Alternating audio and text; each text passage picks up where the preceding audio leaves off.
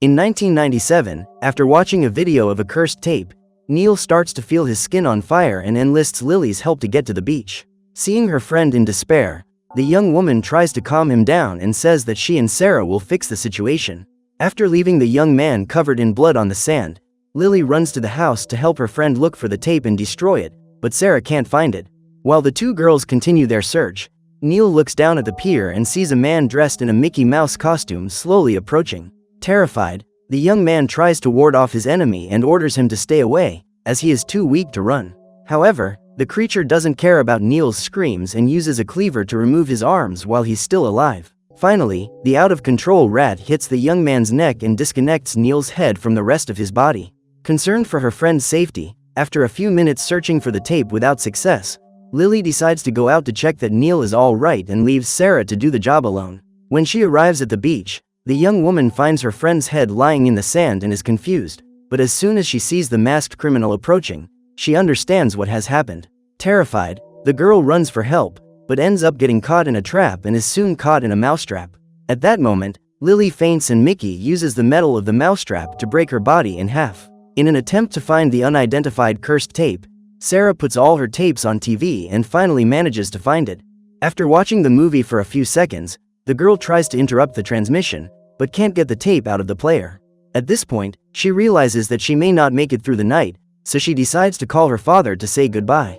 However, he doesn't answer his phone and Sarah decides to leave a message saying that her father was right about everything he had said about that tape.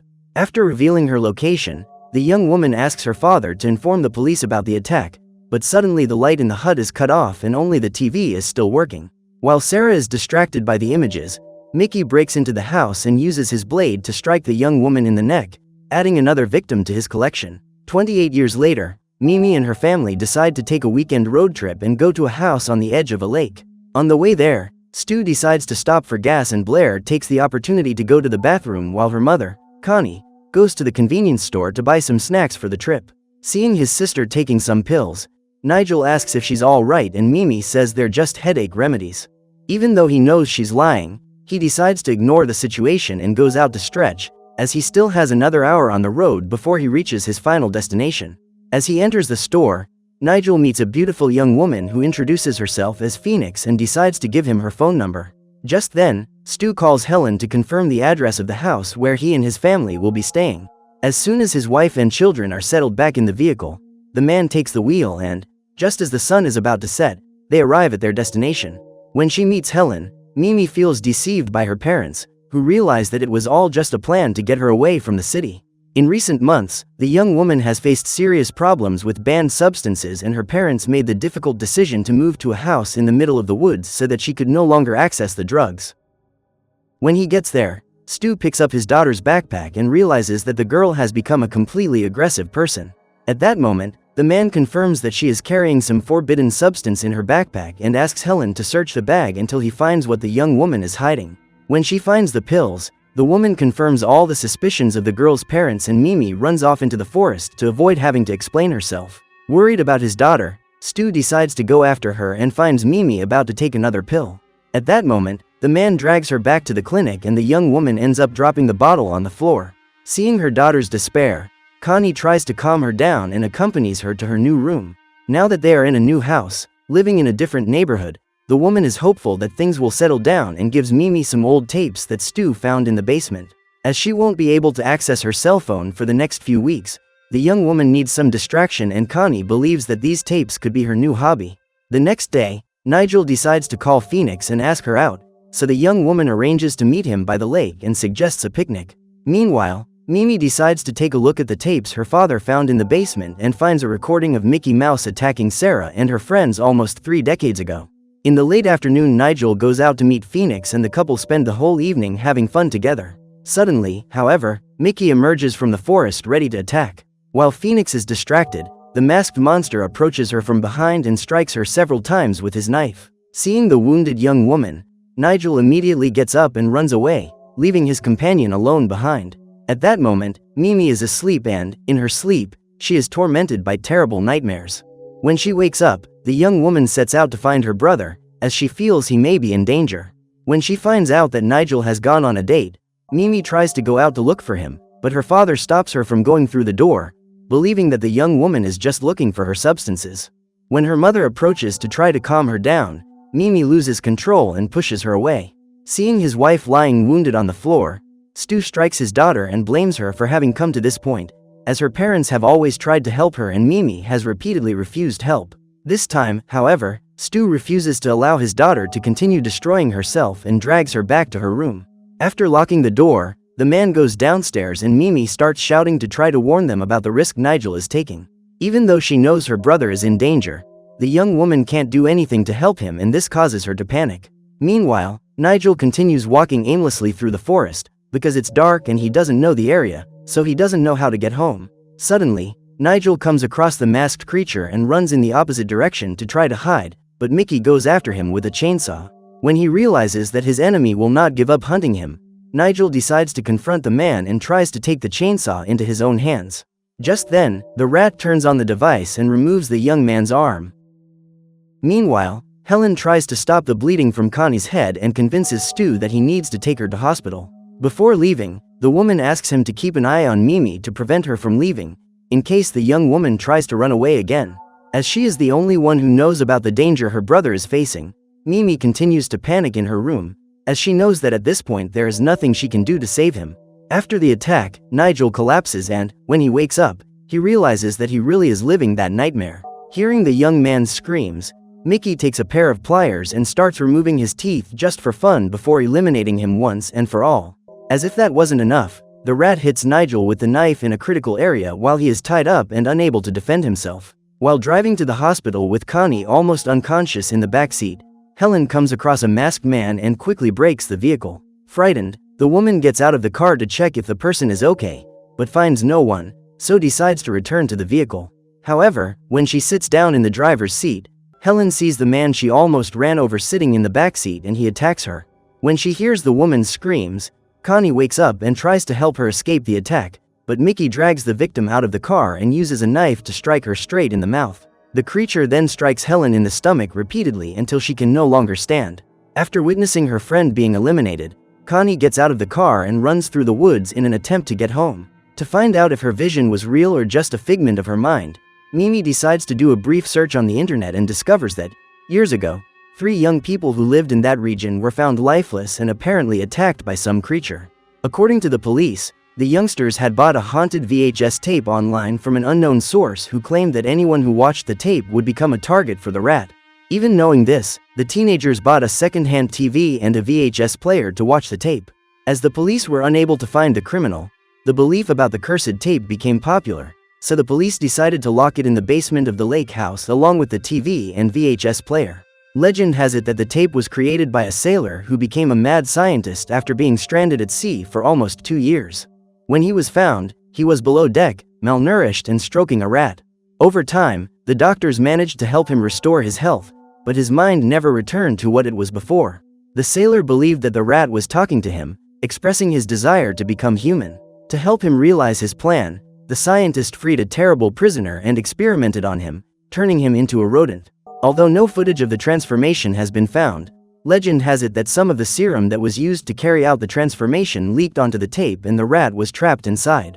Since then, Mickey has taken revenge on everyone who has seen the tape, and the wave of attacks will only come to an end when the last person to see the tape is eliminated. While running through the forest in search of help, Connie comes across Nigel and realizes that her son is seriously injured. While trying to help him up, the woman gets distracted and doesn't notice the criminal approaching. When she sees the masked rat, it's too late and Connie has her cervical spine removed. After eliminating the woman, Mickey strikes Nigel on the head and finishes the job. Just then, Mimi is in her room shouting for someone to open the door.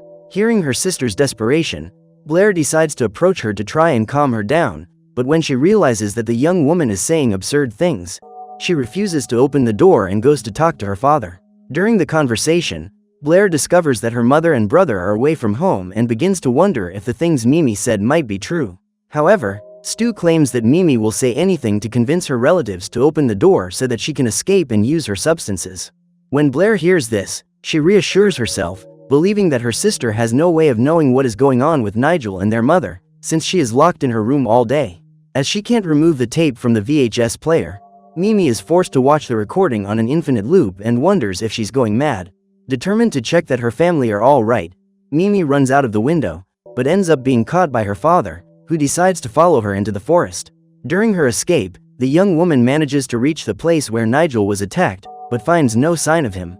At this point, Mimi begins to wonder if her visions are correct, but Stu, who arrives shortly afterwards, begins to search the place for forbidden substances. When she realizes that her father is convinced that she made that whole scene just to go out looking for the pills, Mimi tries to explain herself, but Stu doesn't believe a word she's saying. The man can only think that it's all just an excuse created by Mimi's brain to go after the pills and blames the girl for all the problems his family has faced over the last 5 years. Upon hearing this, the young woman feels sick and reveals the real reason for wearing those things.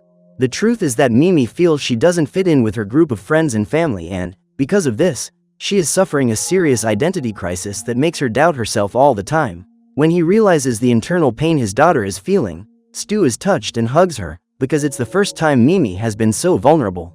While the man takes in one of his daughters, Blair is alone and doesn't even notice when the evil Mickey Mouse invades the house. Looking in the mirror, the girl spots the intruder and starts screaming. After hitting him with her laptop, she goes into the bathroom and closes the door. Even so, the criminal mouse manages to break in and Blair locks herself inside the box. To force her to open the door, Mickey removes her fingers and then continues to attack her. No matter how much the girl screams, the rat continues to strike her all over her body with the blade until it eliminates her. At that moment, Stu is at the edge of the lake talking to his daughter while Mimi tries to calm down. During the conversation, the man reveals that, when he was young, he hated his life, his job and, when he got home after a long working day, all Stu wanted to do was use his substances of dubious origin to relax. But after meeting Connie, Stu felt seen and appreciated. He saw beauty and value in his own life again, and since then, his life has been important to him.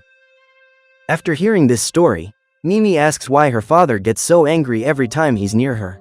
For the past 5 years, the young woman has always wondered about this, and now that she knows that her father had a past very similar to hers, she feels even more confused about the origin of all that anger. What Mimi wanted most was to feel understood by someone, but when he saw his daughter sinking, Stu realized that his actions had hurt many people and confronting his past made him feel bad.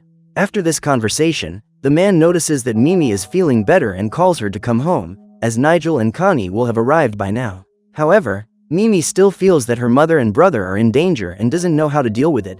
Stu then tells his daughter that her relatives are fine and assures her that these visions are the result of the lack of pills. Believing that her brain is just trying to play tricks on her, Mimi decides she's going to relax a bit more and says she'll be home in a few minutes.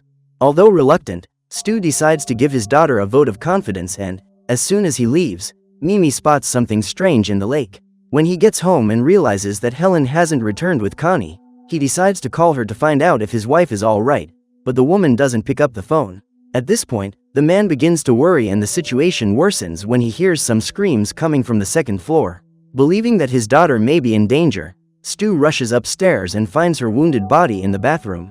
When he realizes that Blair isn't breathing, he panics and runs to get his cell phone and call the ambulance.